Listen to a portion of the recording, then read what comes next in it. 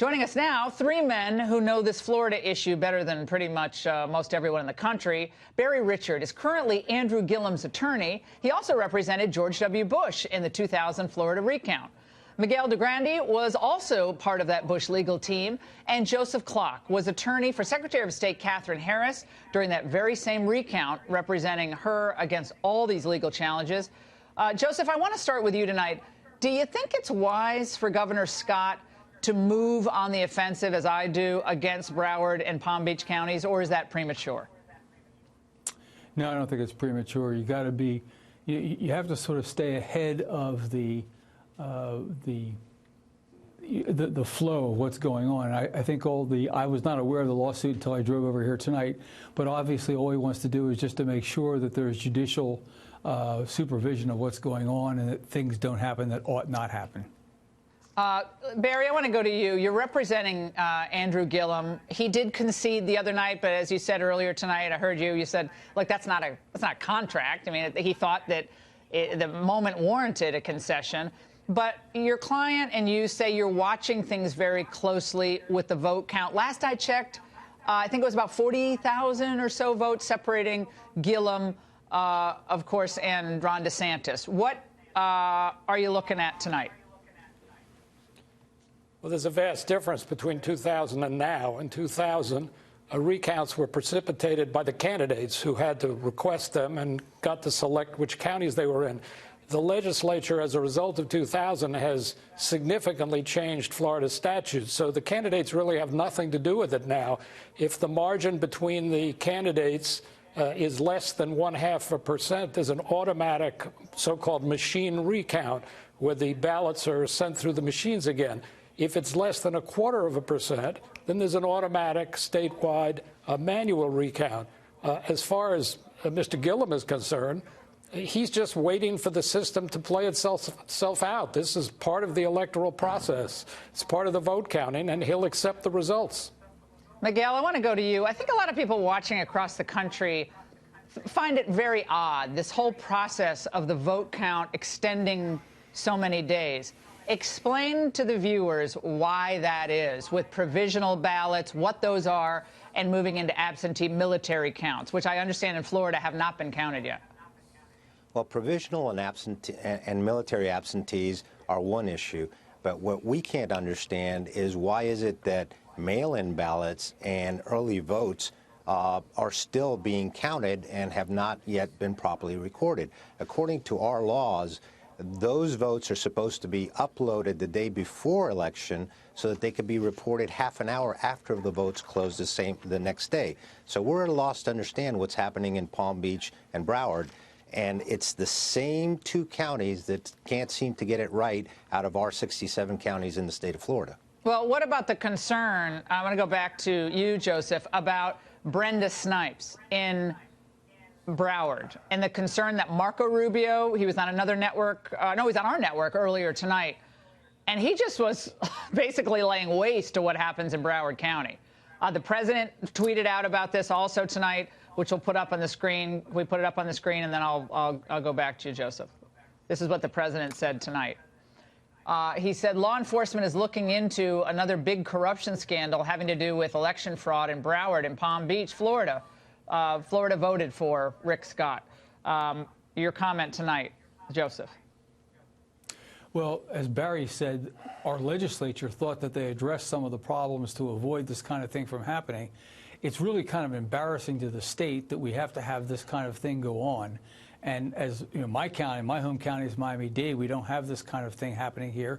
And if, because Ms. Snipes apparently has this cloud hanging over her head, and then if there is indeed ballots that are now showing up, they shouldn't be. I mean, the only ballots we should be waiting for at this point in time are the military ballots, which I understand have until November 16.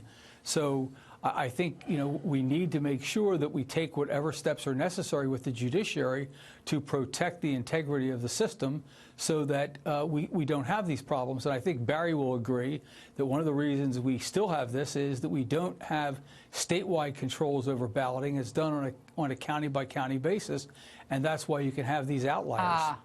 Got it. Okay, so Barry, I didn't practice election law, but I remember being down in Miami-Dade during the recount. I think I remember seeing you guys down there at the time. But this is what Rick Scott said. This was just a short while ago, referring to Mark Elias in Tallahassee. Let's watch. I will not sit idly by while unethical liberals try to steal this election from the great people of Florida. Senator Nelson hired one of Hillary Clinton's lawyers from D.C., and the first thing he did was tell reporters that he's here to win the election. Now he's here to try to steal the election and to try to thwart the will of the voters of Florida. Barry, your reaction, tough words from Rick Scott tonight. He's certainly not going to sit back and what he believes is going to be an election stolen from him at the hands of Ms. Snipes. Well, I have no reaction. In the first place, I'm not involved in that race. And in the second place, it's not my purpose to become involved in the political debate. I'm just a lawyer representing a client legally, and those things are beyond my sphere of representation. Oh, the old Brendan Sullivan thing. I'm not talking about it. I respect that. Good for you, Barry. Miguel. Well, no, that's not what I do. I'm a lawyer. I'm representing a client. I got it. I represent Republicans and Democrats. I didn't say otherwise. I appreciate it. Miguel, I want to go to you on this because obviously we want to protect the integrity of the vote. I agree with Stacey Abrams and everyone else who said every vote should count. If you voted and you're eligible to vote, your vote should count. I think what people watch this and they're like, how is this in the United States of America that this kind of stuff seems to drag on? People are talking about this dragging on another few weeks in Florida. And I think that's what kind of eats away at people, both Democrats, Republicans, and people on the, in the middle.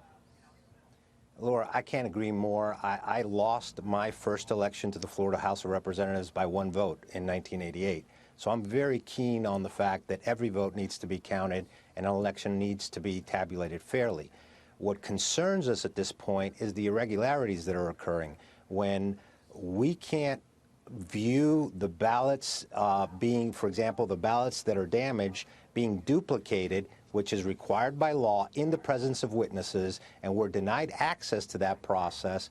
When we start hearing that in Palm Beach County, there are situations where they are actually taking, steps that are outside of the public domain, that they are divining voter intent when that is the exclusive providence of the canvassing board, and putting those as recorded votes instead of bringing them to the canvassing board for their determination in a public process, we should all be very concerned. Yeah, they have to be verified by the proper channels, not just divined, intention divined. And by the way, Gilliam's campaign put out a tweet. The Gilliam campaign is looking for volunteers to help cure leftover ballots.